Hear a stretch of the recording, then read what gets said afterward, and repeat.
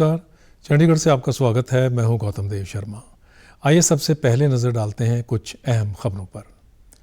मन की बात में प्रधानमंत्री नरेंद्र मोदी ने कहा, देश में बढ़ रहा स्टार्टअप गर्व की बात। यूनिकॉर्न कंपनियों की संख्या 100 पार होने पर जताई प्रसन्नता। तीर्थ स्थलों की स्वच्छता का मुद्दा भी उठाया।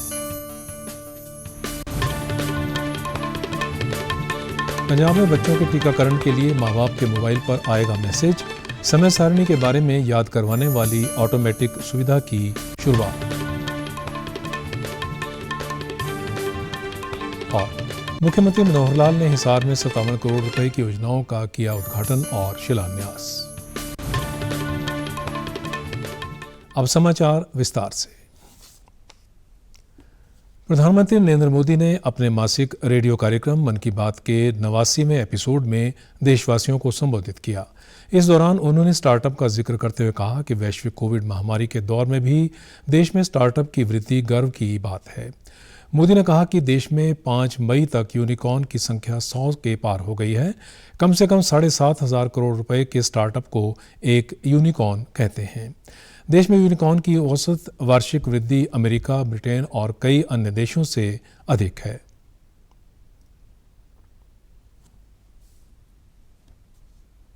देश में यूनिकॉर्न की संख्या 100 के आंकड़े तक पहुंच गई है।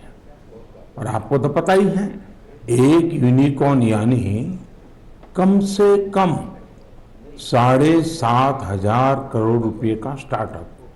इन यूनिकॉर्न्स का कुल वैल्यूएशन $330 बिलियन यानी 25 लाख करोड़ रुपयों से भी ज्यादा है।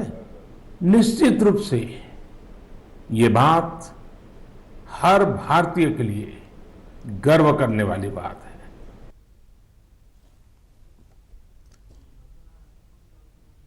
प्रधानमंत्री ने कहा कि आपको जानकर हैरानी होगी कि पिछले साल देश में 44 यूनिकॉर्न थे। इस साल इन 3-4 महीनों में 14 यूनिकॉर्न और बन चुके हैं। उन्होंने प्रसन्नता जताते हुए कहा कि स्टार्टअप केवल बड़े शहरों तक ही सीमित नहीं है, बल्कि छोटे छोटे शहरों और कस्बों में भी उद्यमी उभर रहे हैं। उन्होंने कहा कि मुझे इस बात की खुशी है कि बहुत से मार्गदर्शक ऐसे हैं जिन्होंने स्टार्टअप को आगे बढ़ाने के लिए खुद को समर्पित कर दिया। पीएम ने स्वयं सहायता समूह से मिले एक उपहार का जिक्र करते हुए कहा कि तंजावुर से मुझे एक गुड़िया भेजी गई जिसमें GI टैग भी लगा हुआ है। यह जितनी खूबसूरत है उतनी ही महिला सशक्तिकरण की गाथा भी लिख रही है। उन्होंने लोगों से अपील करते हुए कहा कि आप भी पता लगाएं कि आपके क्षेत्र में ऐसे कितने स्वयं सहायता समूह कार्य कर रहे हैं। यही नहीं, उनके बनाए उत्पादों का भी इस्तेमाल करें। ये तंजावुर डॉल जितनी खूबसूरत होती है, उतनी ही खूबसूरती से ये महिला सशक्तिकरण की नई गाथा भी लिख रही है। तंजावुर में महिलाओं के सेल्फ हेल्प ग्रुप्स के स्टोर और कियोस्क भी खुल रहे हैं। इसकी वजह से कितने ही गरीब परिवारों की जिंदगी बदल गई है। ऐसे कियोस्क और स्टोर्स की सहायता से महिलाएं अब अपने प्रोडक्ट ग्राहकों को सीधे बेच पा रही हैं। प्रधानमंत्री ने कहा कि उत्तराखंड में 4 धाम यात्रा जारी है। यहाँ हर दिन हजारों श्रद्धालु पहुंच रहे हैं। यहाँ कुछ लोग यात्रियों द्वारा फैलाई जा रही गंदगी से दुखी हैं। उन्होंने सोशल मीडिया पर भी अपनी बात रखी है। हमें तीर्थ स्थलों की गरिमा बनाए रखने की जरूरत है। शुचिता, साफ सफाई, एक पवित्र वातावरण को हमें नहीं भूलना चाहिए। उत्तराखंड में ऐसे लोग हैं जो स्वच्छता और सेवा की साधना कर रहे हैं। गुप्तकाशी के सुरेंद्र बगवाड़ी रोज स्वच्छता कार्यक्रम चलाते हैं। देवर गांव की चंपा पिछले 3 साल से गांव में महिलाओं को कचरा प्रबंधन सिखा रही हैं। प्रधानमंत्री ने कहा कि देश की विविधता राष्ट्र के रूप में हमें सशक्त और एकजुट रखती है। ऐसा ही एक उदाहरण है कल्पना बेटी का। उन्होंने हाल ही में 10वीं कक्षा उत्तीर्ण की है। उन्होंने सिर्फ 3 महीने में कन्नड़ भाषा सीखी और इसमें 92 अंक हासिल किए। मोदी ने आगे बताया कि ऐसे ही एक साथी पश्चिम बंगाल के पुरुलिया के श्रीपति टूडू, वे संथाली भाषा के प्रोफेसर हैं। उन्होंने हमारी संविधान की प्रति भी इसी भाषा में तैयार की है। उन्होंने कहा कि हम 21 जून को 8वां अंतर्राष्ट्रीय योग दिवस मना रहे हैं। इस वर्ष का विषय है मानवता के लिए योग। मोदी ने सभी से पूरे उत्साह के साथ योग और कोरोना संबंधी आवश्यकता सावधानी बरतने का आग्रह किया है। राज्य भर के बच्चों का अनिवार्य टीकाकरण सुनिश्चित बनाने के लिए पंजाब के मुख्यमंत्री भगवंत मान ने 0 से 5 साल तक की उम्र के नवजात बच्चों के मां बाप को मोबाइल फ़ोन टीकाकरण के लिए समय सारणी के बारे में मैसेज भेजने की शुरुआत की। स्वास्थ्य एवं परिवार कल्याण विभाग को निर्देश देते हुए सीएम ने कहा कि टीकाकरण की समय सारणी और नज़दीकी टीकाकरण केंद्र के विवरणों वाला मैसेज माँ बाप के रजिस्टर्ड मोबाइल नंबरों पर अपने आप भेज दिया जाएगा। यह सुविधा पंजाब की टीकाकरण स्थिति को सुधारने में मददगार साबित होगी। ऑटोमेटिक अलर्ट पंजाबी और अंग्रेजी भाषा में मिलेगा। इस सुविधा का उद्देश्य सभी माँ बाप को उनके बच्चों के समय पर टीकाकरण के लिए जागरूकता करना, बच्चों के टीकाकरण की समय सारणी की निगरानी करना और पता लगाना है। इस सुविधा के द्वारा 4 लाख से अधिक रजिस्टर्ड जन्मों के मौजूदा साल के आंकड़ों को कवर किया जाएगा। अगले 5 सालों के लिए उनके टीकाकरण पर नज़र रखी जाएगी। देश में कोविड टीकाकरण अभियान के तहत अब तक 193 करोड़ 28 लाख से अधिक टीके लगाए गए हैं। स्वास्थ्य मंत्रालय ने बताया कि कल 13,81,000 से अधिक कोविड टीके लगाए गए। देश में स्वस्थ होने की दर 98.74% है। इस समय 17,087 रोगियों का उपचार किया जा रहा है। कल 14 लोगों की कोविड से मृत्यु हुई है। वहीं चंडीगढ़ में कोरोना के 17 नए मरीज मिले हैं और 7 दिन की अवधि पूरी करने वाले 10 मरीजों को छुट्टी दे दी गई है। वर्तमान में यहां सक्रिय मरीजों की संख्या 98 रह गई है। इस दौरान कोविड अभियान में राज्य और केंद्र शासित प्रदेशों को 193 करोड़ 53 लाख से अधिक कोविड टीके निःशुल्क और राज्यों की सीधी खरीद श्रेणी के अंतर्गत उपलब्ध कराए गए हैं। स्वास्थ्य मंत्रालय ने कहा कि राज्यों और केंद्र शासित प्रदेशों के पास 15 करोड़ 59 लाख से अधिक टीके अभी शेष हैं।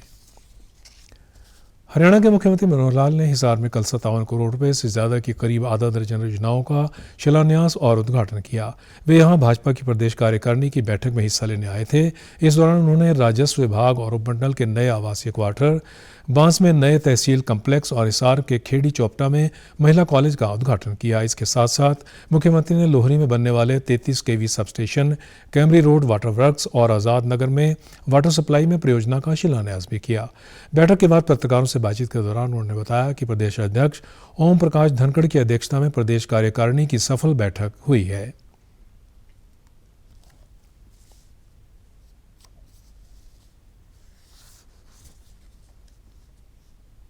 ये आज हिसार में भारतीय जनता पार्टी की प्रदेश कार्यकारिणी की मीटिंग थी और बहुत ही सफल मीटिंग हुई। हमारे प्रदेश के प्रभारी श्री विनोद तावड़े जी उसमें उपस्थित थे। प्रदेश अध्यक्ष जी की अध्यक्षता में वो मीटिंग थी। केंद्रीय मंत्री कृष्णपाल गुर्जर थे। सभी सांसद, विधायक, अन्य कार्यकर्ता, लगभग 250 के आसपास की संख्या उस कार्यकारिणी की मीटिंग में थी। आगामी सब विषयों के ऊपर भी विचार हुआ। अभी जो चुनाव आ रहे हैं, खास करके नगर पालिकाओं के, नगर परिषदों के, उसके बारे में विचार किया गया और एक रूटीन के इस कार्यक्रम में बहुत उत्साहवर्धक सब विषय वहाँ रखे गए। बैठक में नगर पालिका व नगर परिषद चुनाव पर चर्चा हुई। सभी के सुझाव लिए गए हैं। सभी विषयों पर अब चुनाव समिति बैठक चर्चा करेगी। बैठक में हरियाणा प्रभारी विनोद तावड़े, केंद्रीय मंत्री कृष्णपाल गुर्जर, संगठन मंत्री रविंद्र राजू, सभी सांसद, विधायकों समेत 250 से ज़्यादा पदाधिकारी शामिल हुए। वहीं भाजपा चुनाव समिति की बैठक में प्रदेश अध्यक्ष ओपी धनखड़ ने मंथन के बाद घोषणा की कि इस बार भाजपा ने निकाय चुनाव सरकार में सहयोगी जज्बा से गठबंधन किए बिना अकेले लड़ने का फैसला किया है। प्रदेश कार्यकारिणी के अधिकतर सदस्यों ने बिना गठबंधन चुनाव लड़ने का सुझाव दिया है। सार्वजनिक सेवाएं प्रणाली में और ज़्यादा पारदर्शिता लाने के लिए पंजाब के मुख्यमंत्री भगवंत मान ने अधिकारियों को सरकारी कामकाज में ई ऑफिस द्वारा डिजिटलाइजेशन के प्रयोग के बड़े स्तर पर प्रोत्साहन करने और दस्तावेज के रखरखाव के बोझ को घटाने के निर्देश दिए हैं। जानकारी देते हुए सरकारी प्रवक्ता ने बताया कि सेवाओं को लोगों को द्वार तक पहुँचाने के लिए व्यवस्था को घटाने के उद्देश्य से राज्य सरकार डिजिटाइजेशन को प्रोत्साहित करने के लिए निरंतर कार्य कर रही है। उन्होंने कहा कि यह कदम समय पर सेवाएं मुहैया करवाने को सुनिश्चित बनाने के साथ साथ दफ्तरी कामकाज में और पारदर्शिता लाएगा। प्रवक्ता ने बताया कि मुख्यमंत्री भगवंत मान द्वारा राज्य भर में 526 सेवा केंद्रों के द्वारा 122 ऑनलाइन सेवाओं की शुरुआत की गई है। यह सेवाएं कृषि विभाग, स्थानीय सरकारें, तकनीकी शिक्षा और चिकित्सा शिक्षा एवं अनुसंधान, कृषि विभाग के खाद और कीड़े मार दवाओं के लाइसेंस जैसी सेवाएं केंद्रों के द्वारा सीधे तौर पर प्राप्त की जा सकती हैं। उन्होंने कहा कि इनमें से ज़्यादातर सेवाएं पहले ऑफलाइन मोड में दफ्तरों में प्रदान की जाती थी, जिसमें समय की बर्बादी होती थी, और अब ये सेवाएं ऑनलाइन कंप्यूटराइज्ड वर्कफ्लो के द्वारा पूरी तरह स्वचालित हो गई हैं। इनकी मौजूदा स्थिति का भी ऑनलाइन ही पता लगता रहेगा।